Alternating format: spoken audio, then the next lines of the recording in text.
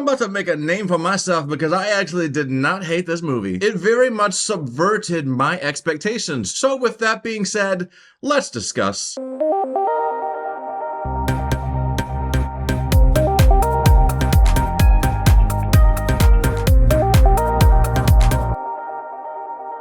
Now let me just start by saying, I, like many others, formed an early conclusion about the quality of this movie just from the trailers and the photos. Of course, we all know that that is a very human behavior, judging a book by its cover, or in this case, a movie, but that is not a good way to do it. I wouldn't call myself a diehard fan of the original Crow, but I do think it was a very good movie. I do believe that it does get overhyped, and I think a lot of that hype has to do with the fact that Brandon Lee died while he was filming this movie. There's no denying that that death gave this movie an extra mysteriousness to it, and it really launched this movie into a cult status. With that being said, I think the best decision that they made with this new movie was not trying to recreate that original movie. It may have the same character names and overall still has the fact that he dies and comes back, but other than that, this movie is very much its own thing, and I think that was a smart move. Had this movie tried to recreate the original movie beat for beat and follow in its footsteps, it would have been a massive failure, and they knew that. As a matter of fact, I don't think the word remake even applies to this movie because it is so different than the original movie. Like many others, I walked into this movie expecting to totally hate it, but when I walked out, I ended up feeling like,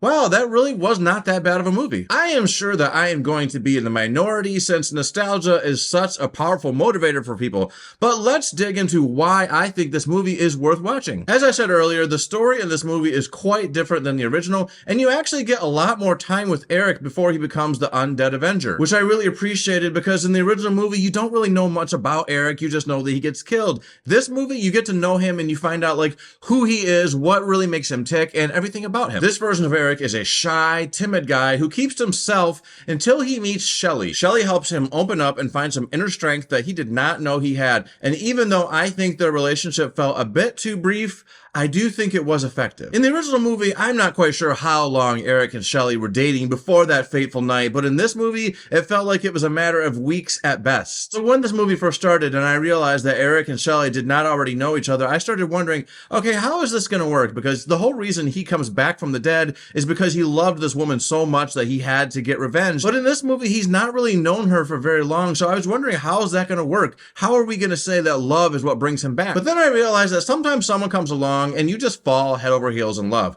Who am I to say, who are you to say how long it takes for someone to fall in love? How long did it take you to fall in love? There's definitely a bit more of a supernatural element to this movie that I found to be a very cool surprise, and Danny Huston, as always, is an excellent villain. This guy really seems to enjoy being hated, and he does a phenomenal job every time. This movie does not have the same gothic tone as the original movie had, but the tone of this movie worked very well regardless. I think Bill Skarsgård did quite well in this movie. He's vulnerable and timid, yet rageful when he needs to be. Also, those muscles are not too bad to look at. I think this movie starts to fall apart a bit in the third act. It kind of descends into a cliche, gory revenge flick with mindless goons just serving to be killed in brutal ways. That's where I think it falters. The revenge plot is so essential to this character, but I found myself feeling unimpressed by all the gore. It's as though they were trying to go for shock value when they really didn't need to do that because we didn't come to watch The Crow to be shocked by the gore. You can really tell that they were inspired by movies like John Wick, and they tried to bring that element into the story,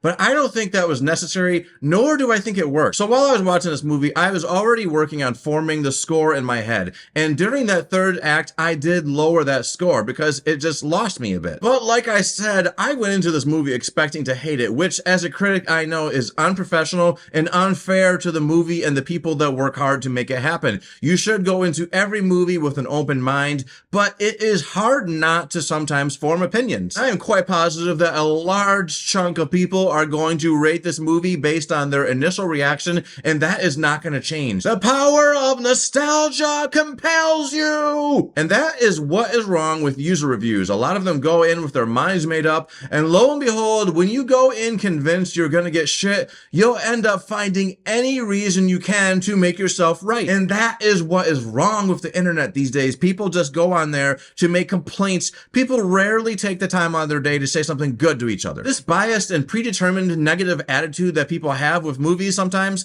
is the reason that I think user scores are completely unreliable. For me, this movie is a 7 out of 10. I was really leaning towards an 8 until that final third act, where it started becoming a bit over the top of the gore and just heavy on the campy cheesiness. So with that being said, I did very much enjoy this movie though. I liked it way more than I thought, and I really thought this movie was gonna suck. I went in expecting to hate this movie. So that is my opinion on this movie. What did you guys think? Did you see this movie yet? Do you plan on watching it? If you watch this movie, you need to go in with an open mind. Stop comparing it to the original, because this movie, I can tell you, is very much its own thing. So go in and use a clear head when you're coming up to your conclusions. If you saw it, please put your thoughts in the comments. If you like this review, please hit the like button. And if you want to hear more things from me, subscribe to this channel. Later.